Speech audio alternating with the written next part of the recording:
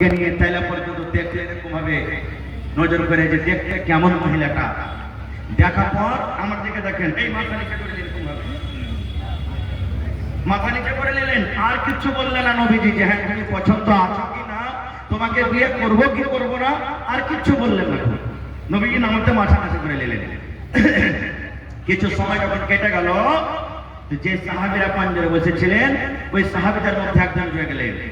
فقام رجل من أصحابه, একজন সাহাবী দাঁড় হয়ে গেলেন। আল্লাহর নবী গো, সে বেটি ছেলে নিজের জানখানাকে আপনাকে সঁপে দিয়েছেন গো নবীজি, সে আপনার সাথে বিয়ে করতে চেয়েছে। যদি আপনার দরকার থাকে আপনি তাকে বিয়ে করেন, আমি মানা করব না, কিচ্ছু বলবো না। কিন্তু নবী গো, সেই বেটি ছেলেকে যদি আপনি বিয়ে না করেন, যদি আপনার প্রয়োজন না থাকে বিয়ে করার, ফাযাবিজনিহা, ওই মেয়ে ছেলের আপনি বিয়েটা আমার সাথে লাগিয়ে দেন, আমার দরকার রয়েছে, আমি তাকে বিয়ে করব। একজন সাহাবী বলতেন, হুজুর আপনাকে বিয়ে করতে চেয়েছে, যদি আপনি না করেন তা আমার দরকার রয়েছে, সে বেটি ছেলেটা আপনি আমার সাথে বিয়েটা লাগিয়ে দেন। ও মনে করেছিল যে নবীকে যখন ফ্রিতে সঁপে দিয়েছে নিজের জান, মোহর লাগবে না, তো হয়তো আমরাও পেয়ে নিব। এখনকার মতন নয় যে 2 লাখ টাকা বেটির বাপের কাছ থেকে নিব আর 2 লাখ টাকার ভিতর থেকে 10,000 টাকা মোহর কাটিয়ে দেবো, এরকম হয়েছে নাকি? তখন তো ছিল না এরকম। টাকা পকেট থেকে দিতে হবে, মোহরে খাইটা খাইটা টাকা দিতে হবে। 1-2 মিনিট সময় লাগতো, হাঁটতে চলে যাবেন, 1-2 মিনিট বসে খালি, বাস 2 মিনিট। এবারে নবীজি তখন কথাটা শুনলেন যে ও বিয়ে করবে, তখন রাসূল বলছেন, হাল ইনদাকা মিন শাই, এই তুমি যখন বিয়ে করবে বেটি ছেলেটাকে, তোমার কাছে কিছু আছে টাকা পয়সা, মোহর দিতে পারবে ওকে? তখন সেই সাহাবী বলছেন, হুজুর কিছু দিতে পারবো না, কিছু নাই বাড়িতে, মোহর দিতে পারবো না। নবী বললেন, এক কাম করো, বাড়িতে যাও, বাড়িতে যে দেখো কিছু পাও কিনা, যতক্ষণ মোহর না দিবে ততক্ষণ তোমার বিয়ে হবে না, বাড়ি থেকে তুমি মোহর নিয়ে এসো। বাড়িতে চলে গেলেন। আমাদের মতন তো নয় রে, বাড়িতে কিছু মাপে বেচে দিব, একটা ছাগল বেচে দিব, একটা গরু গলা বেচে দিব, হ্যালো, জোগাড় করে নিয়ে মাদ্রাসাতে হোটেল খোলা আছে, যার খাবার দরকার আছে। সাহাবী বাড়ি গেলেন, খুব খুঁজলেন কিন্তু কিছু আনতে পারলেন না। বলছেন, হুজুর বাড়ি থেকে কিছু আনতে পারলাম না। শেষের বেলা তো নবী বললেন, উনজুরু ওয়ালাউ খাতামান মিন হাদিদ। আরে আমার সাহাবী, তুমি বাড়িতে যাও, আর বাড়িতে গিয়ে তুমি সামান্য একটা লোহার আঙ্গুঠি আনতে পারো কিনা দেখো। চাঁদের আঙ্গুঠির কথা বলেননি, সোনার আঙ্গুঠির কথা নবী বলেননি, হীরা মোতির আঙ্গুঠির কথা বলেননি।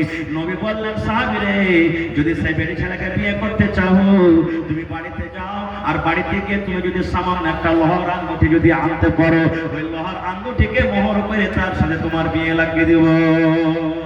যাও দেখি একটা লোহার আংটি আনতে পারো কিনা। বাড়ি চলে গেলেন, খুব খোঁজাখুঁজি করলেন, হ্যাঁ ওটাও জোগাড় লাগলো না, ওটাও পাইল না বাড়িতে। তখন এসে বলছেন, হুজুর মা ওয়াজাদতু শাইয়া, কিছু আনতে পারলাম না বাড়ি থেকে, কিছুই পেলাম না। নবী বললেন, কেমন করে হবে? যখন তুমি কিছু আনতে পারলে না তো কেমন করে হবে? আর বিয়ে হবে না, মোহর দিতে পারবো না বলে তখন চুপচাপ বসে গেলেন। কিছুক্ষণ বসে থাকা পর এবার বাড়ি থেকে রওনা হয়েছে। পারবো না দিতে, তো বাড়ি চলে যাই। কিছু দূর যখন গেছে, নবীজি বলছেন, শোনো শোনো শোনো শোনো। নবী বললেন, সাহাবী রে, আমি জানি রে বাবা, তুমি একটা গরিব মানুষ, তুমি যখন একটা লোহার সামান্য আংটি আনতে পারলে না, তোমার বাড়িতে কিছু নাই, তুমি একটা গরিব মানুষ। এবার নবী বললেন, সাহাবী রে, মাযা মাকা মিনাল কোরআন, আল্লাহর কিতাব কোরআন থেকে তুমি কিছু জানো কিনা? মাযা মাকা মিনাল কোরআন, আল্লাহর কিতাব কোরআন থেকে তুমি কিছু জানো কিনা? আল্লাহর কিতাব কোরআন থেকে তোমার কিছু মুখস্থ রয়েছে কিনা? আল্লাহর কিতাব কোরআন থেকে তোমার কোন সূরা মুখস্থ রয়েছে কিনা?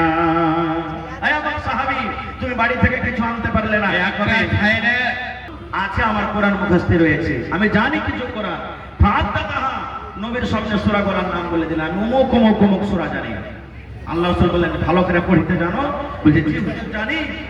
নবী আমার বললেন, হ্যাঁ আমার সাহাবী রে, যে সূরাগুলো তুমি জানো ওই সূরাগুলোর ভেতর থেকে 30টা আয়াত এই বেটি ছেলেকে তুমি শিখিয়ে দিবে।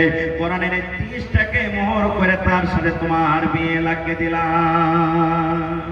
যাও, কোরআনের 30 খানা আয়াতকে আমি মোহর করে তার সাথে তোমার বিয়ে লাগিয়ে দিলাম।